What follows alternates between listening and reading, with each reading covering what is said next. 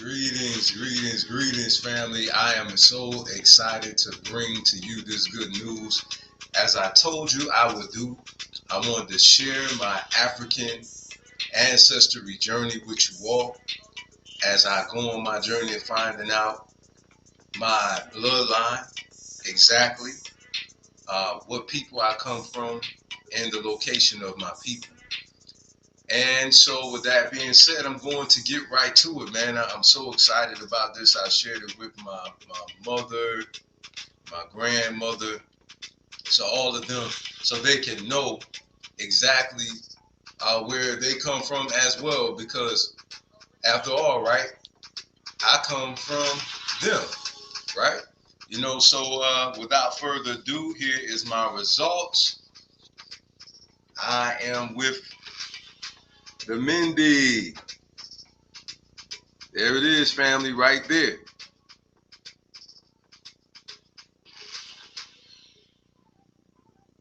Straight from African ancestry, DNA signed, sealed, and delivered. That certificate that you get when you get the results, you get the results emailed to you. This is my actual letter telling me everything. Okay, see right there?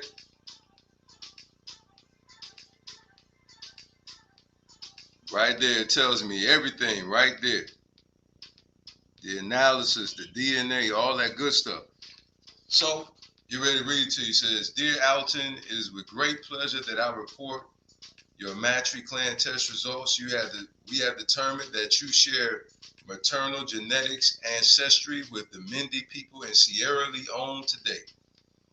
We compared parts of your maternal and inherited DNA to that of the people from around the world to look for matches using the largest set of African maternal DNA samples available today. We found identical 100% matches for you with the maternal DNA of the Mende people. This means that at some point in the 500 through 2,000 year history of your maternal lineage, mother to mother to mother, there was a Mende woman. And here it gives you all the haplogroups as well. It says everyone on your entire maternal lineage from the past and into the future shares ancestry with these groups. So we encourage you to share this information with everyone on your mother's side of the family. And that's exactly what I did. I found that out and I shared it. It's very important, as I always like to say, it introduces you to the culture. Okay, it introduces you to who you are. And honestly, it really explains to us the reason why we are the way we are. Once you actually study the people that you come from, you would even find certain mannerisms and things that's in your DNA. And some people think that's a bunch of hype, but it's really not. It's just like a lot of us, we pour libations. And that's actually a part of African culture. Okay? And a lot of us, we didn't even know in the hood what we were doing when we were saying, I pour this out to my homeboy. A lot of us really didn't pay attention to what we was doing when we picked up our grandmother picture or our grandfather picture or our auntie or mother or dad or whomsoever it is picture, and we actually started talking, okay, like they can hear us. You know why? Because it's in our DNA, okay? For instance, my father, he loved to dress. Peace and blessings be upon him. My father's transition. He in the ancestor realm now, okay? My father was into martial arts. Everything that I mentioned, that's the way I am. My mother, she likes certain foods. Okay? I like the same foods. You understand? It's in our DNA. And this is the reason why it's so important to tap into these things, because you find out who you are. And in fact, you even better understand yourself. Okay? And you will come to find too, beloved, that our culture is not wicked. Okay, we have been demonized. It's just the way it is. It's just the truth. I know a lot of us, we don't want to deal with it. Some people want to run away from it. But the reality is, okay, a lot of us, we don't even know exactly what people we came from. A lot of us don't know our language. And the names that we have are of another ethnicity. And we know what that ethnic group is. So we just have to face reality that something has happened to us. Okay. And when you tap into your culture, you begin to find out that that's not the way we really are. Okay. Prior to us being colonized, that's not the way we live. The way we react to each other, the way we treat each other, listen, that is not our beginning. That's just the bottom line. And we have to really find out what happened, and then we have to get the answer to that issue, okay? And then we find out what the solution is, and we implement that solution, okay? And that solution is the facts. And dealing with the facts, I know it's painful to deal with. I know it may be frustrating to deal with. I know I went through all of those emotions. I know it may make you angry, okay? But you have to deal with that, okay? You can't get away from that, okay? And a lot of people, they don't want to deal with that because all of the reasons I aforementioned, okay? But listen, that's one of the ways that we're going to be able to heal as a people holistically, is dealing with the realization of what has happened and how do we fix it. And I'm so grateful for our brothers and sisters that's a part of the African Ancestry DNA, okay, who's came up with that, used that science to be able to help us to find ourselves. Listen, some people, they have a problem with it. It's amazing how that is, because some of us don't have a problem with when they use it for a crime scene. Good evening, Baba Ray. Thank you so much for tuning in. They use DNA for crime scenes. They use it, okay, to find somebody who has committed exactly that, a crime. Even some people who are unidentifiable, they use their DNA to match them up with the family to identify that is who it really is.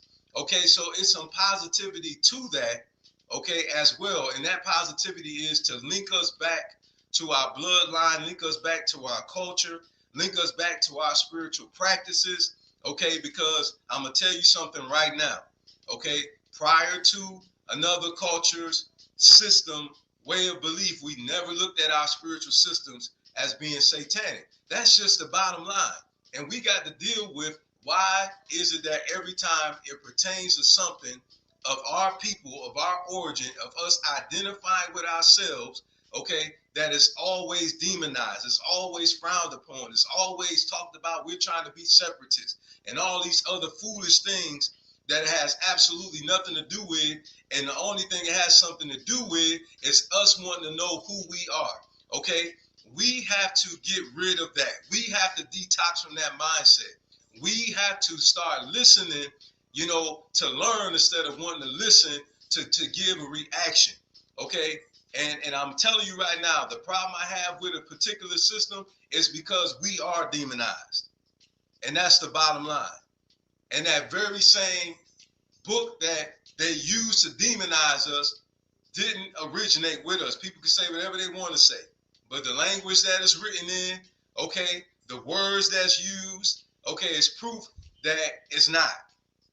Okay, bottom line. Okay, we never looked at our spiritual system as, say, look at the word satanic, look at the word demonic, look at those words. Where did that come from?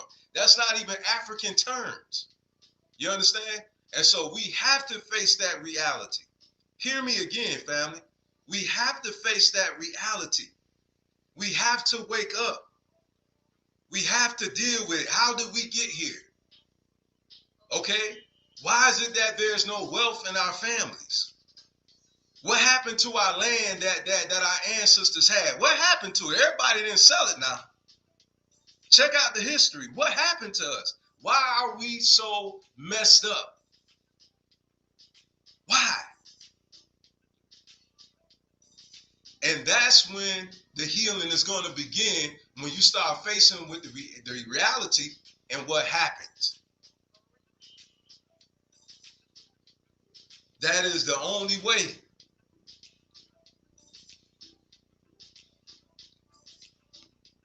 And I just want to share that with you all because, in all honesty, you know, and I'm not saying this in anger or anything. I'm serious about this. You know what I'm saying? I'm just tired of us being beat up for embracing who and what we are. I'm tired of it. I am tired of that. I'm tired of us trying to conform and trying to talk like somebody else, dress like somebody else, act like somebody else, just so we can fit in. Or, you know, we feel like we don't know what morality is when we do know what morality is. And we did at one point have a moral system in our family, a honor system, okay, in our family. And we just have to reconnect with that. We know what it is, okay, to practice cooperative economics. We did it long before we came to this country called the United States of America. And before we were dispersed throughout this world, we know what cooperative economics look like. We know what family look like. We know what love in each other look like. In fact, even during slavery, we still loved each other. Do you understand? We have to reconnect with who and what we are, and we don't have to look to no other people as an example. Why? Because our ancestors historically showed us that they know what entrepreneurship looked like. Madam C.J. Walker. Okay? W.E.B. Du Bois, Marcus Garvey, Elijah Muhammad, Coretta Scott King, Betty Shabazz. So we have historical record and data to prove to us we know what that looks like. Enough is enough. We have to be willing to speak the truth, the whole truth, and nothing but the truth, so help us. So help us. And we always talking about another group and, oh, they don't do this and they don't do, because they weren't colonized. They weren't colonized. Family, they were not colonized. This is the reason why. You understand? They would have the same issues if the same thing happened to them. But it didn't happen to them. It happened to us. So it's time to heal. It's time to wake up. It's time to face reality. We've been asleep too long. Enough is enough. There's nothing wrong with accepting who and what you are. Please tell me, what's wrong with that? What's wrong with finding out where you come from and who you are and what spiritual systems did you practice? What is your language? What is the names that you would have had our lifestyle had not been disrupted from colonization? There's nothing wrong with that. And it's not stirring, it's only trouble to the troublemaker. Hear what I'm saying to you. It's only trouble to a troublemaker. And if the person who says that they don't have no problem with us saying what I'm saying, then guess what? They want to persecute us for it. So if they persecute you, guess what that means? That means they have a problem. And guess what? That's a mental problem. You understand? Because none of us persecute anybody for being who and what they are. But when it comes to us, we're the most highly persecuted people on this planet called Earth when it relates to us being who and what we are and to take care of self. And that's the bottom line. We even call each other separatists. This is how messed up we are. We talk about having a family meeting, talking about family, being a family, doing for ourselves, teaching ourselves, and we, from our own people, get called separatists. And we don't even understand it's a family gathering. If you have a family reunion and only family coming, is that separatism? Or is that a family reunion? Is that a family gathering? You understand? So we got to get broke free from this mindset of, oh, we're being separatists, and oh, we don't want to fellowship, and oh, we don't want to get along with nobody. That's a lie. We just want to have a family discussion to help each other to get where we need to be. And that's the bottom line. It's not hate. It's not separatism. Okay? It's called self-care, self-empowerment. And I'll close with that. Thank you so much for tuning in. I appreciate everybody who's tuning in, who's listening. It's okay to love yourself. It's okay to embrace yourself. It's okay because, listen, we don't have confidence in who we are because we don't know our accomplishments. I'm going to say it again. We don't have the confidence because we don't know our accomplishments. It's time for us to start teaching ourselves about ourselves. It's time for us to learn our history. We don't need nobody's permission for us to teach our family members about our history. I'm going to say it again. We don't need nobody's permission for us to teach our family about our family. We don't need nobody's permission. That is a cultural thing. That is a family thing. Okay, there's nothing wrong. You gonna tell me I can't tell my son about what my grandfather did? You done lost your mind. I'm going to tell him I have told him our history, and I shared this information with my son. And he has the certificate. And he know now we're Mende. We come from the Mende people. I'm not asking no permission for me to be myself. I'm not looking to be accepted. No, sir. No, sir. You don't have to, but I will demand it. I will demand respect. You understand? And if they got a problem with it, oh well.